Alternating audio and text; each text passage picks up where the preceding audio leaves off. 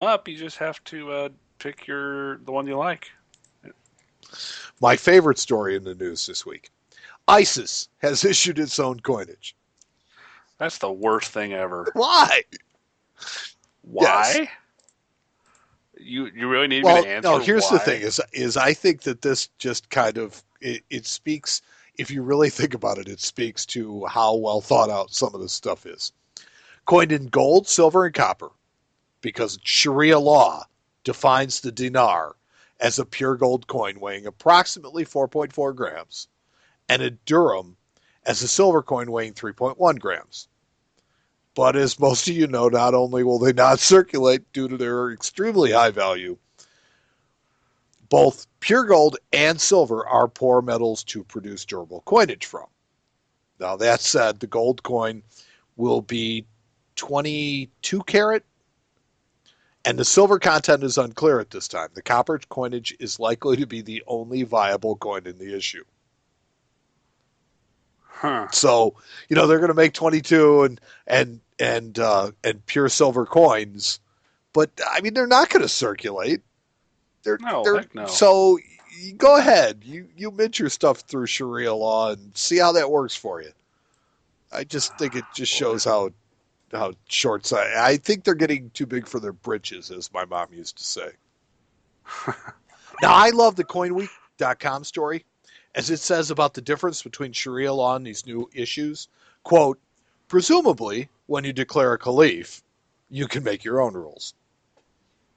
so So it says that they're not really in keeping with the caliphate, but at the same time, it's like, yeah, you know what? I'm the king. I get to make my own rules. Yeah, I want my own Yes. coins. Let's make them. And finally, Oh, watch out! Watch out! Watch out! Bomb. You know. and finally, in the longest news segment ever, Queen Yeah. Elizabeth recently became the longest reigning ruler in Canada's modern era. And in celebration, the Bank of Canada has issued a polymer $20 note bearing her portrait. Now, the note features a full color metallic portrait of Her Majesty in the large window and her current portrait on the note itself. So you get new queen, old queen. Now, Really old queen. well, she's reigned for 75 years. I mean, what do you want? Yeah. Maybe 100. The color portrait is the only one that has ever shown the queen wearing a crown of any kind and is based on a 1951 photograph. Some controversy over the bills has arisen because of the maple leaf used on the bills, which is not only from a maple tree that is not native to Canada, but it is an invasive species that is crowding out many of the native Canadian maple trees. Don't you love the irony in Oops. this? Oops. Looks like they had a intern do Yeah, that maybe one. so. It's just well thought out. My thoughts are that this is a really good looking bill with all the color in the metallic security part of the bill. And of course, Her Majesty Queen Elizabeth is and always has been a hot babe. I also wonder that although polymer notes are more secure against counterfeiting, that they might not be a good solution since they shouldn't be bent. You can't bend them. You can take one of those polymer notes and crumple it up, and then hold your hand out, and it just kind of flattens back out. They're crazy. Well, I wonder how we'll adjust to this new technology and if we'll ever adopt it in the United States. I Come doubt on, it. we We can't get can't rid of even the get rid dollar of bill. dollar bills. Yeah. Yeah, I don't think So so. it's possible that it might happen right after dollar bill production is halted, Yeah, by which time maybe. we'll have likely colonized Mars. That's probably Yes, true. that was my thought. And she'll still be queen, She will. Well, she's a hot babe. queen of Mars. Queen.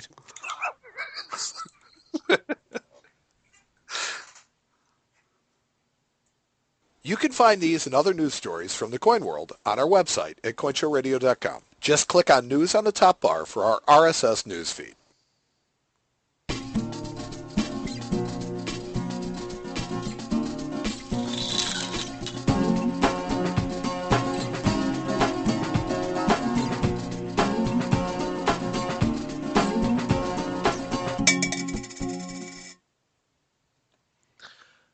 Matt, in 1837, the United States suffered an economic depression, and the years afterwards are generally referred to as the hard times. Hmm. Now, a shortage of coins and general hoarding of silver, gold, and copper meant that money was scarce. So people struck and circulated private tokens in commerce. Now, as the Civil War began, the American psyche became much, the same as the supplies of metals and money were concentrated more towards war materials, and people began to worry about the outcome of, the war and the consequences that would follow. With two governments vying for materials and assets, money in particular became very scarce. And if you look back on these two eras of our country's history, you'll find that private minting of money, which has become very collectible as both hard time tokens and Civil War tokens, weren't enough to satisfy the needs of the public. So, for the first time in American history, the need for physical money prompted people to not only create, but accept tokens, paper money, things that were subpar valued, and eventually postage stamps Hmm. at par value for commercial purposes. Something to remember that was up until this time, money in the United States was hard money. Foreign coins were legal tender until 1857 and were pretty widely accepted. So the public despised anything that, was paper or was less than intrinsic value because, they feared that a collapse of the government or even banks would render their paper money worthless. And so this shows how desperate people became for anything to be used as cash as the Civil War began. Yeah, I was doing my research for this segment, and I kind of came across this fellow named John Galt, who was an American entrepreneur and inventor, and what is known, what is considered to be the father of the encased postage stamp. And Galt had uh, a pretty neat idea. Obviously, I mean, people were having a hard time getting hard coinage to spend, so he thought, you know what, I'm gonna take these stamps that have some value, and we're gonna put them inside of a metal token, and they'll circulate. And the cool thing about Galt was that he used machines that were specifically made to make buttons to make these particular Oh, pieces. see, I didn't know that. That's cool. Yeah. Yep. Now his idea was a round piece of brass about the size of a quarter as the backing, and then he would layer on a piece of cardboard, and then a postage stamp in several different denominations, and then a piece of mica to cover and protect the stamp from damage. And then another piece of brass went on top with a hole in it, and then they were all pressed together inside of this button machine to create the token. Now, history-wise, um, something that I think is important to note is that in July 1862, the government monetized postage Hmm. and began printing them on banknote paper. So they become much more durable. And it was in, I want to say, August of 1862 that Galt patented the process of creating the encased postage. And the profit from them was actually really, really kind of ingenious. A Wikipedia article that I was reading said that Galt was a savvy businessman and saw it two ways that he could profit off the implementation of these new, coins. First, he sold his currency to businesses and stores with high demand for coins at 20% the face value of the stamps. So he's making 80% on the stamps. And then he realized that the bareback covering of the currency provided space that could be used for advertising. So, companies paid Galt a 2% or a 2-cent premium on top of the cost of the stamp in exchange for a customized case to the specifications of the company's advertising desires. So, Galt figured out a way to make money getting the stamps, and then he figured out a way to sell advertising on the encased postage. Yep, I've actually found in my research there were 31 different merchants that signed up with Galt's company. Um, there was a gentleman named Joseph L. Bates whose company was called Fancy Goods. You had Drake's Plantation Bitters, which was a medicine basically that consisted of rum at the time. That's my kind of Uh, medicine. you had the Tremont House, which was a hotel. You had North America Life Insurance, and another company was called Aerated Bread. Aerated uh, bread. Aerated bread. Now, the biggest client of Galt was a gentleman by the name of J.C. Ayer, Ayer, and he was a manufacturer of medicines and medical remedies. And he was also very versed in the advantages of keeping a product's name in front of the public. So he was, he hopped on the idea of having his name floating around in change. Um, Now, they one of the most common encased postage that I see is the Air Sarsaparilla, which is it says airs across the top, and then it says sarsaparilla, and then underneath it says to purify the blood. So apparently, this With sarsaparilla alcohol. was a medicine. Well, yeah, was a medicine at the time. But that's probably the most common one that I've seen. I've owned three or four of them over the years. Now, do you realize that as far as Galt goes, that his invention and subsequent cornering of the market ended less than 10 days after his patent? No. Okay.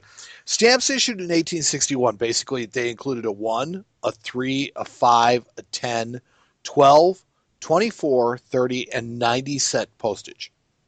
So, I mean, there was a really wide variety, and this was an area that was really, really just primed for him to create all this stuff. But um, shortly after after he had patented this, the government decided to issue postage currency in 5, 10, 25, and 50-cent denominations. Hmm. The fractional Well, in currency. 1863, the government actually issued fractional currency. But they decided after they saw what a good idea this was in 1862 to issue postage in rather than the amounts that it would take to actually mail something in amounts that would be beneficial to business and to business Hmm. interests and to commerce. So I think that's really funny that it's like here's this guy, he comes up with this idea, it works really really well, and 10 days later, here comes the government. Well, maybe not so much. I don't think this is going to work. Well, and the funny thing is, that kind of ties into my research, and I found that after the issuance of fractional currency, people decided, you know what, we don't need these anymore. I'm going to tear it apart. I'm going to use that stamp on my letter. So a lot of the encased postage was actually destroyed by people of the day who tore them out to use them as postage. Yeah, and I think it's very interesting to note that prior to the encased currency or the encased postage as currency, stamps were compiled into batches in envelopes, and they were sealed and they were kind of traded as money. So the encased postage created a way to kind of use smaller bits of postage as if it were coin, and it also provided the advertising venue, which is genius in and Sure. of itself. But it's estimated that $50,000 worth of encased postage was sold and circulated. And although this is not enough to satisfy the needs of commerce, it really helped ease the burden.